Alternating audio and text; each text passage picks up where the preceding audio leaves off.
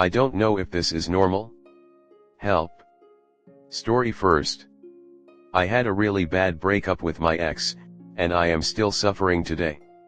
She was the first serious relationship I got into after 3 years of another failed one, cheating.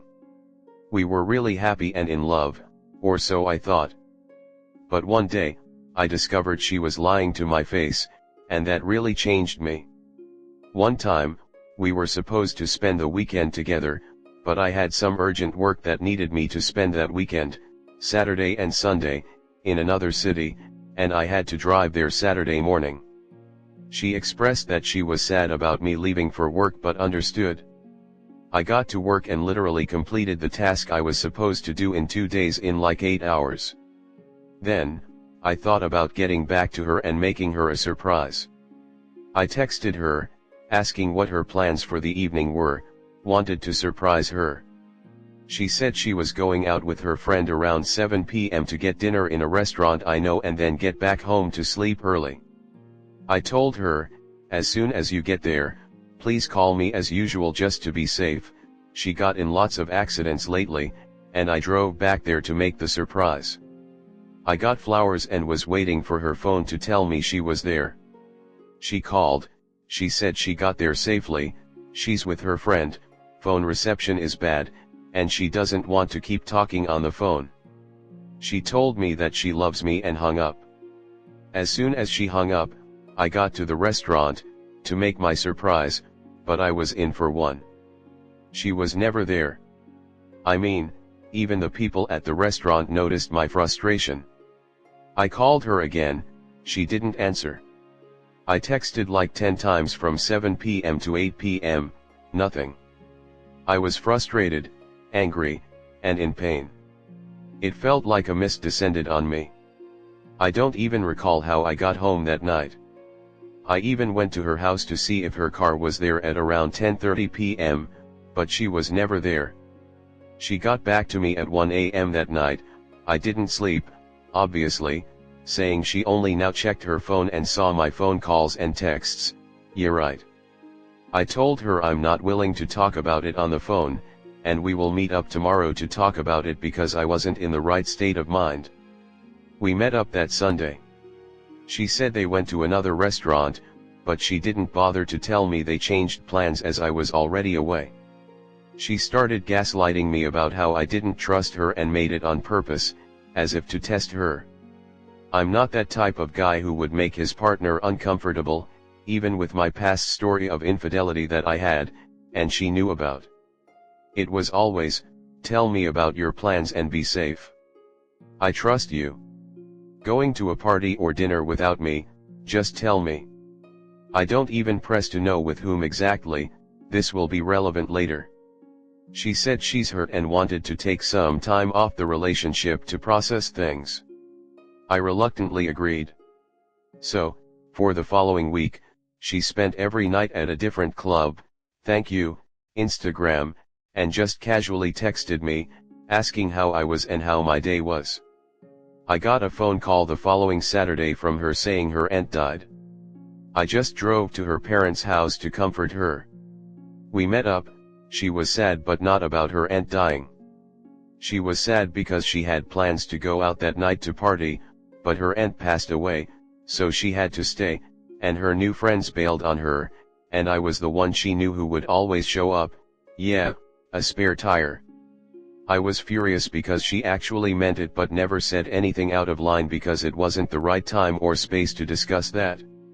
She went on rambling about how great things were before and opened up her Instagram archive to show me stories she posted on a prior trip we went on together. The night before the trip, she went to a club, and I knew about it.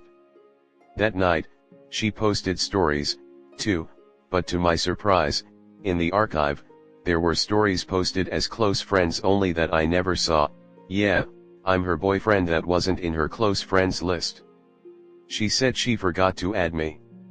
I felt like something in my mind literally snapped and went from raging inside to absolute emotional shutdown.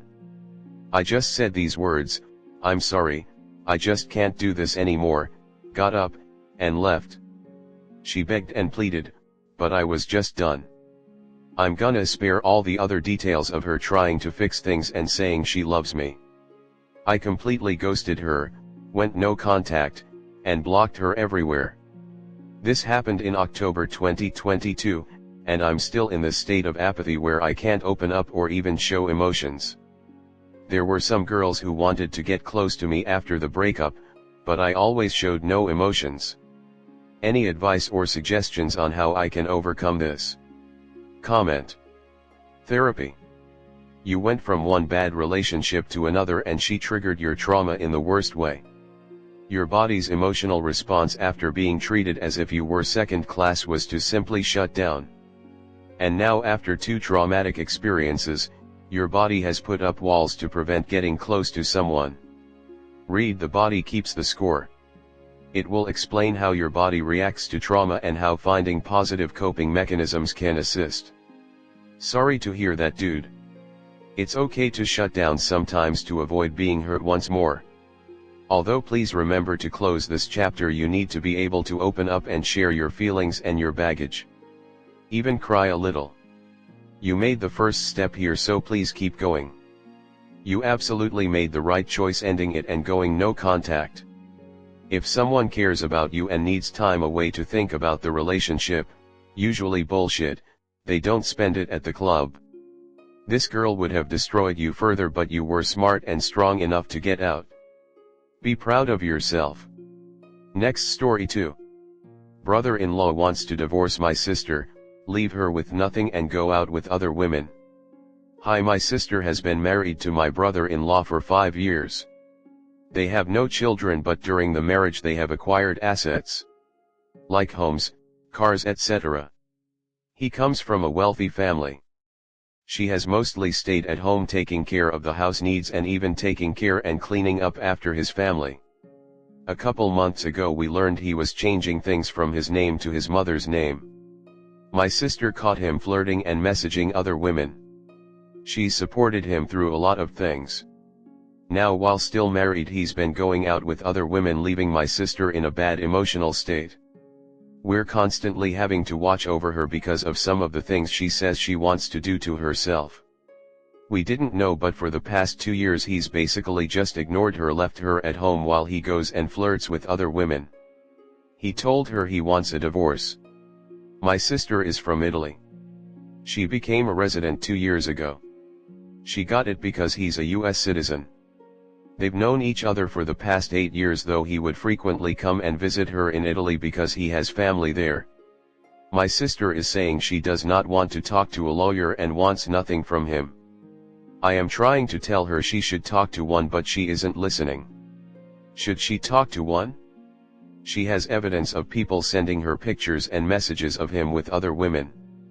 I think my sister should get something from him even if she doesn't want to. Comment. Yes, your sister should get a lawyer ASAP and take his cheating arse to the cleaners. Try and convince her to at least talk to a lawyer and weigh the options and then decide. He should face the consequences of his actions. Wishing you and your sister the best, mate.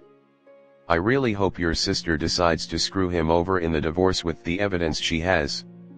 Either way, support your sister and be there for her irrespective of her decision, mate. 5 years may not be enough time to do a full 50/50 asset split. In most states it is 10 years, but the fact that assets were accrued during the marriage means that she is entitled to some. She most definitively needs to contact a good divorce attorney ASAP. Unfortunately, she's likely with a highly narcissistic POS as a husband, and these people have a talent for marrying highly empathetic people, who they can easily manipulate against their own interests. If your sister does not hold him accountable, she is telling him and herself that she and their marriage have no worth. People like this only understand one thing: the stick. In his case, the financial stick. If he faces no consequence, he will go on his merry way thinking he can do whatever and will no doubt screw over his next victim. Your sister will have no safety net financially. She needs advocate for herself. Your sister should talk to a very good divorce lawyer.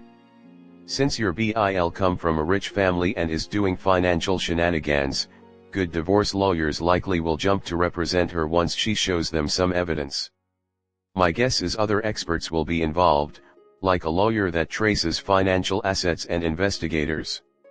Your sister at a minimum should at least do a consultation. I believe that I have read that assets gained during a marriage are harder to shield from divorce sharing.